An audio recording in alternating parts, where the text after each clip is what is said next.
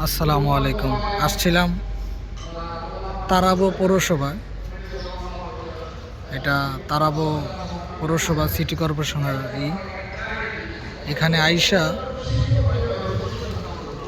যা দেখলাম যে 5ই আগস্টের যে সরকার পতনেরই এই পাবলিক, এই যে আইসা দেখেন এই গাড়িগুলা, আমরা আমজনতা, হ্যাঁ, এই গাড়িগুলা পুরার কি দরকার ছিল? এইগুলা তো ময়লার কাজে ব্যবহার হতো। সিটি কর্পোরেশন এগুলো তো আমাদের সম্পদ, আমাদের টাকা দিয়ে তৈরি করছে, কিনছে। এখন তো মনে করেন আবার আমাদের টাকা দিয়ে কিনতে হবে। মানুষের মাথায় যে হয় না, এরকম প্রায় 5-7টা গাড়ি পড়ছে এখানে। দেখেন, আমি দেখাই ভাই, মানে কি বলবো, কিছু বলার নাই। আইসা দেখলাম এরকম তো সারা বাংলাদেশেই হয়েছে, কিন্তু আমি বলি কি ভাই, এগুলা মানে দেশের সম্পদ, এগুলা নষ্ট করা ঠিক হয় নাই।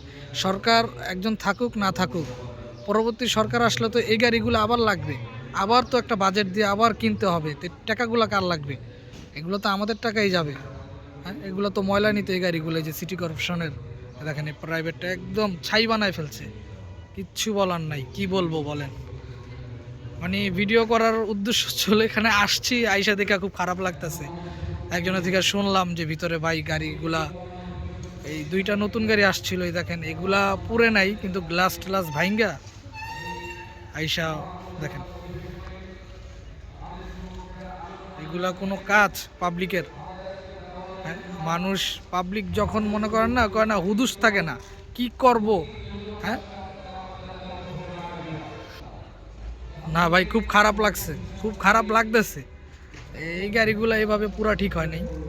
প্রত্যেকটা গাড়ি ভাই দেখেন, এখান থেকে আমি কি দেখাবো আপনাদেরকে। এই যে প্রত্যেকটা গাড়ি পুরা ফেলছে এখানে, প্রায় অনেকগুলা গাড়ি। এটা হচ্ছে হলো তারাবো পৌরসভা। এখান থেকে মানে কি বলবো, এই যে আমি যদি আরো দেখাই, এই যে একটা গাড়ি, এটাও দেখেন ক্ষয়ক্ষতি, এটাও ভাঙ্গা চিরা একদম তছনছ করে ফেলছে। গাড়ি কিন্তু নতুন, কিন্তু গাড়ি ভাঙ্গা চিরা ফেলছে। কষ্ট লাগে এগুলো দেখলে, খুব কষ্ট। যদি ভালো লাগে অবশ্যই ভাই, আমি নতুন ইউটিউব চ্যানেলে, আমার কথার মাঝে কোনো ভুলভ্রান্তি হয়ে থাকলে ভাই আমাকে সবাই, ছোট বড় সবাই মাফ করে দিবেন। আর ভিডিওটা ভালো লাগলে শেয়ার করবেন, অবশ্যই সাবস্ক্রাইব করে দিয়েন ভাই, আমি নতুন, সাপোর্ট দিয়েন আমাকে। আসসালামু আলাইকুম।